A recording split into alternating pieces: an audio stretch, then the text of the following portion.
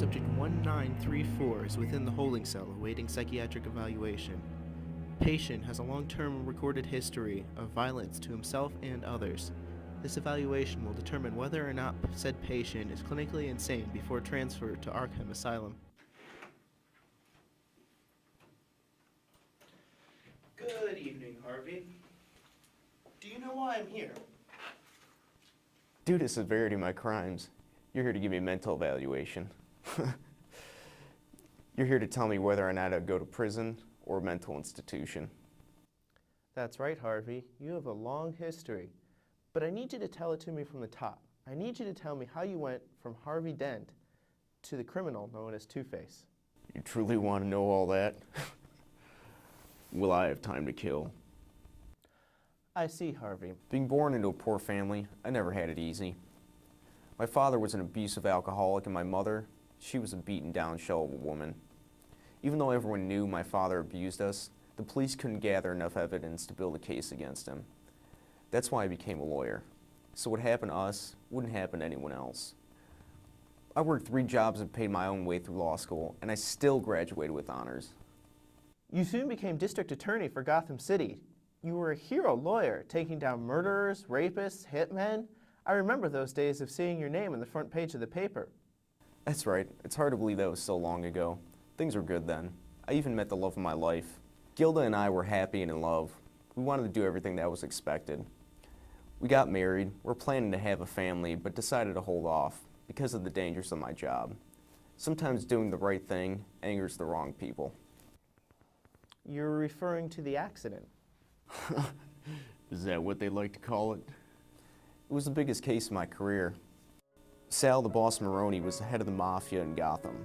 Drugs, prostitution, crime. He had his hands in everything. We finally managed to get a case against him thanks to the Batman catching him at the scene of the crime. It was the first day of the case. He waited until I got close to the stand, his hands slowly moving into his coat pocket. All I heard was the sound of a cork popping, and suddenly, it happened.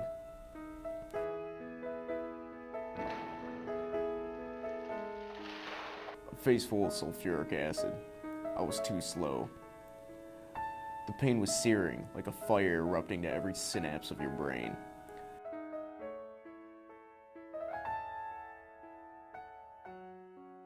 It caused more than physical pain, though. That was the catalyst for your new life, Harvey, but why did you let it happen? Don't your notes say? The doctors say the trauma of the event unlocked years of abuse. They say it caused him to become bipolar. They say it created his second personality. They say it created me. It also says that it created obsessive-compulsive tendencies. This would explain your fascination with dualities and opposites, possibly even why you can't make decisions without your coin. Yes, that's what the doctors say. It's enough to keep me out of prison, though. But maybe they're right. Maybe it just unlocked something that was already there. Since then, you've been responsible for multiple crimes, Harvey. Why is this? After seeing how Gilda reacted to me, I knew I couldn't be around her. I'd become a monster. The doctors said they could probably repair my face, but I didn't give them a chance. That night I escaped to the streets. Soon after, it became clear. Justice had failed. Maroni had paid off the right people. Their evidence and witnesses suddenly vanished. All the charges were dropped and he was a free man, even though he destroyed my life in front of a crowd of people.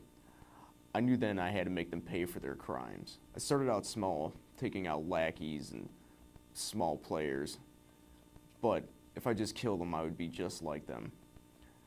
I decided to give him a chance. That's why I used the coin. But it seems that every time, the odds were against him. Everyone was looking for me, for the shootings, to reunite with my wife. They even said the Batman was trying to find me. Tell me, Harvey, you have a long history with Batman. You've even gone so far as to try and take his life at some points. Tell me, why do you hate Batman? What did he do to you? It wasn't long until one night, somehow, I got a phone call from Gilda. She was nervous and worried, but decided to meet me in an alleyway. When I got there, everything was fine for a while, but soon Maroni showed up. I found out later that they had followed her. They made me an offer to turn myself over to them and they would let her go. I was willing, but then he interfered.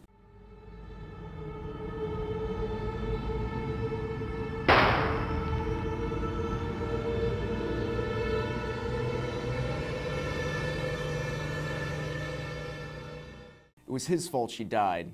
If he hadn't interfered, she'd still be alive. Maroney finally went to prison, but it wasn't enough.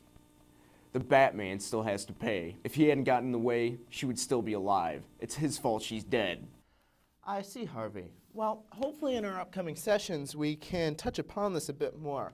Until then, I can begin to prescribe some antidepressants that might help you. What the hell is this? That would be my escape plan, because I still have work to do. But before I leave, there's one more thing I have to decide. Normally I'd give you a chance to get away and let fate decide, but I don't feel bad doing this, because you brought up all those bad memories. Heads, I put 2 between your eyes. Tails, I put 2 in your gut, letting you bleed to death. No!